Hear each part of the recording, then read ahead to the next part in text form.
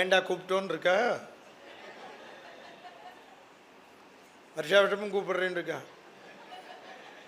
ஆமாம், வருஷா வருஷமும் வந்து திட்டுவேன். பக்தியை ஊட்டுங்கோ, பாட புஸ்தகத்தை திணிக்கிற மாதிரி பக்தியை திணியுங்கோ. நான் சொல்றது இப்ப தெரியாது உங்களுக்கு, நம்ம மதத்துக்கு தான் ஆபத்து. கடவுள் இல்லைங்கிறவன் இந்து மத கடவுளை தான் இல்லைங்கிறான், வேற மத கடவுளை இல்லைன்னு சொல்ல மாட்டேங்கிறான். ஜாகிரதையா இருங்கோ, பி கேர்ஃபுல். உங்களுக்கு யாரும் இப்படி உபன்யாசம் பண்ண மாட்டா, பயப்படுவா. நீ அடுத்த தடவை கூப்பிடுவியோ மாட்டையோன்னு கவலைப்பட்டுட்டே கதை சொல்லுவான். நான் அப்படிலாம் கிடையாது. நீ அடுத்த தடவை கூப்பிட்டா கூப்பிடு, கூப்பிடாட்டி போ. இப்போ கூப்பிட்டதுக்கு உபன்யாசம். ஆமாம், மலையப்பட்டத்துக்கும் வரப்போகிறேன். ஆமாம், ராமாயணம் கேளு. பக்தியை ஊட்டுங்கோ, சந்தியாவந்தனம் பண்ணு.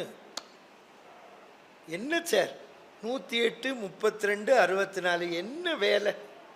உங்கள் பொம்மநாட்டிகள் எல்லாம் தான் முதல்ல கோபம் வருது எனக்கு. உங்களை தான் சுழுக்கெடுக்கணும். பையனுக்கு பஞ்சபாத்திரத்தை உதிரணியை கொண்டு வை, கல்யாணம் ஆச்சா ஆம்படை எனக்கு கொண்டு வை, சந்தி பண்ணுங்கோ காப்பி தரேன்னு சொல்லு, சந்தியாவந்தனம் பண்ணுங்கோ கொடைக்கானல் வரேன்னு சொல்லு. ஆமாம், நீங்கள் அதை விட என்ன சார், ஒன் டே மேட்சாக உட்காந்து மணிக்கணக்காக பார்க்குறான். ஆம்பளைகளுக்கெல்லாம் சொல்கிறேன், சந்தி பண்ணுறதை விட என்ன வேலை?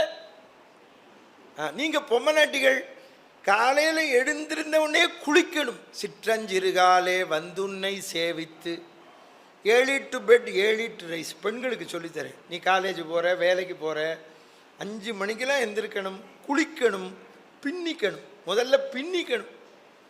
பொன் குழந்தைகள் வளர்றது ரொம்ப கஷ்டம். அம்மா பின்னு விடுறேன்னு பின்னின்னு பின்னிப்பாளுங்க. ஆமாம், அம்மா 5 மணிக்கு நீங்கள் பொம்மநாட்டி தெரிஞ்சுக்கணும், குளிக்காமல் அடுப்பு மூட்டப்படாது.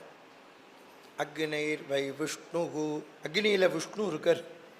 குளிச்சுட்டு டிஃபன் பண்ணு, குளிக்காமல் அடுப்பை மூட்டாதேங்கோ. பைஷ்டா காலத்தில் அடுப்புக்கிட்டே வரப்படாது, சமைக்காதேங்கோ, மகா பாபம். முதல்ல உங்களுக்கு யுட்ரஸ் அஃபெக்ட் ஆகும் இந்த அக்னி பட்டா, தெரிஞ்சுக்கோங்க. நான் சொல்கிறது கஷ்டம். ஆமாம், என்னை பிடிக்காது, உண்மையை பேசினா கஷ்டம்.